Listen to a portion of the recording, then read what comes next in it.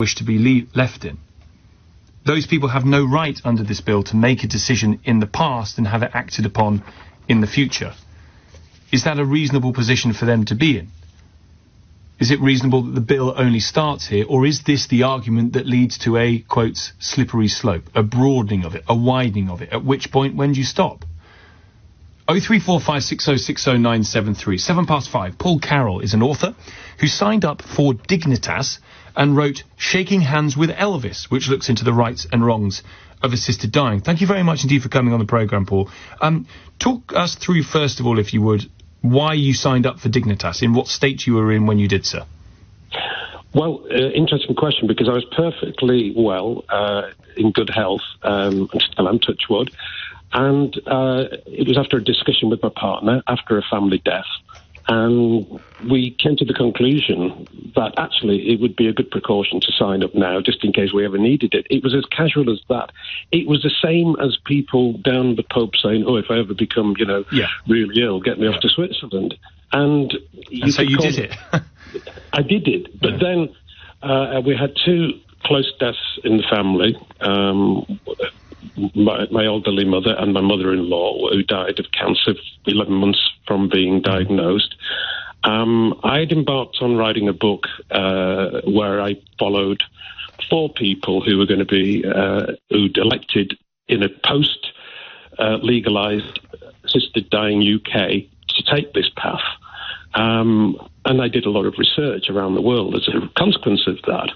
And what I found around the world really alarmed me in terms of not only what people call the slippery slope, but the exponential growth in the take-up of this, but also what I call the normalisation of an artificial and unnatural death in these countries. And I really feel this.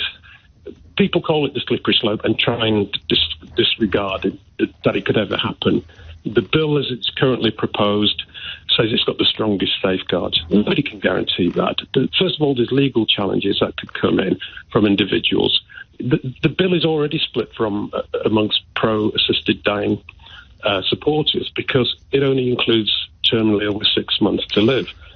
So what about people with neurological diseases, sure. Illnesses? What about people with mental illnesses? What about people who are just tired of life?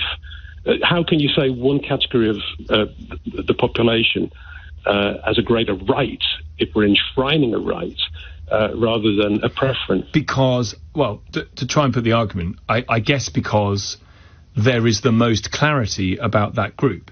If you're given a terminal diagnosis, more often than not, you know what's coming. Yes, but the bill itself, and the vote was interesting today because it was admitted as much by people who put it forward, is that the bill is not very robust. It's strong on process. The debate was very strong on emotion and anecdotal examples.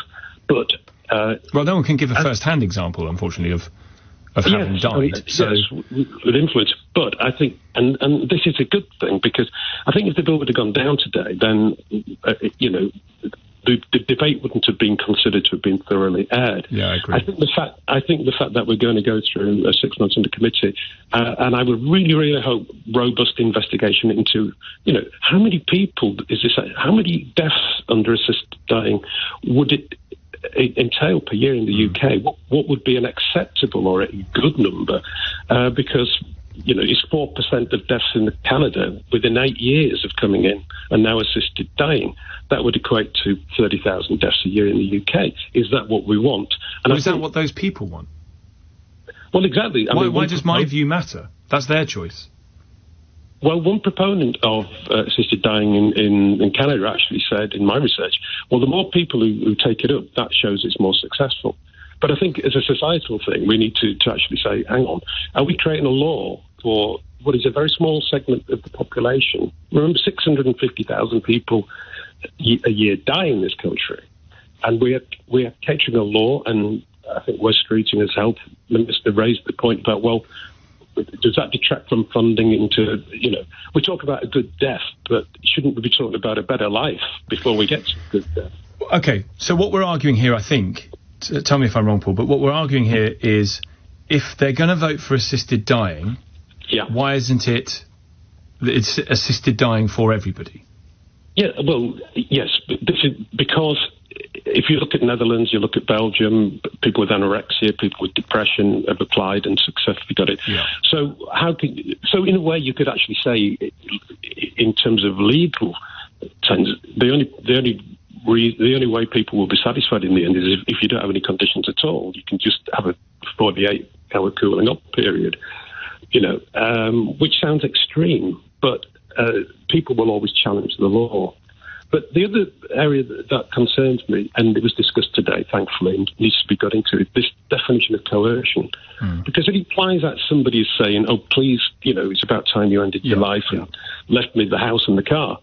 It's not about that. I mean, once you've created an idea and established a norm that not everybody's doing it, but people are doing it. Or that it even is an option.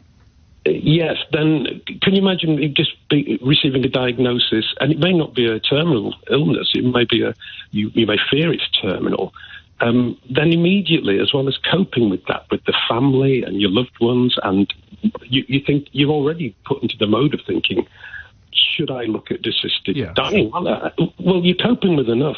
Also, I think when you get to the grieving process, I covered all of this in the book because this is a human narrative. And I think sometimes it's easier to get these points across than with a dry technical parliamentary debate. But people think, well, this is a natural thing for me, and this is the burden and argument. But if people, I looked at the idea of loneliness and depression, and just people had enough of life and thinking, this is a great way of opting out. And weirdly enough, because of the population time bomb, in that, because it's a satire, the government there is encouraging assisted dying because there's no NHS. So if you can't afford to look after yourself, then this is an option. But I guess even for those people who are terminally ill, who fall into the category of being able to access assisted dying were this to become the law, it still nevertheless remains a choice. It's not like you have to take it. There are people who would choose to do it. There are people who might not for a whole variety of reasons. That's true. Why is the principle of the choice wrong? Because the principle of the choice is wrong, in my view, because it then draws other people into the net who would not otherwise... Well, other people would want to have that choice. I take your point. But that doesn't mean to say that they would be given that choice for a whole variety of very technical and practical reasons. So we're saying that... I guess we're coming to the point of saying this is so hard, so logistically and legally practically difficult, that we might as well not bother. And I'm not sure that's satisfactory, really. No, I'm not saying that. I'm just saying that I think we've got to create more problems with this law than we solve. And I think that's my bottom line on that one, that we're not going to hear the end of this debate because more and more people will want to access it under their conditions. And I think this power of suggestion, the fact that we've crossed that line, the fact we've normalised it, will make more and more people think, well, actually, this is unnatural thought process for me to follow. That's my main concern. Paul, I really appreciate it. Thanks for coming on. Paul Carroll, an author who signed up for Dignitas, then ripped up his papers. The book is called Shaking Hands with Elvis, which looks into the rights and wrongs of assisted dying. So many calls on this, as you might expect. It's an issue that affects absolutely every one of us. 03456060973.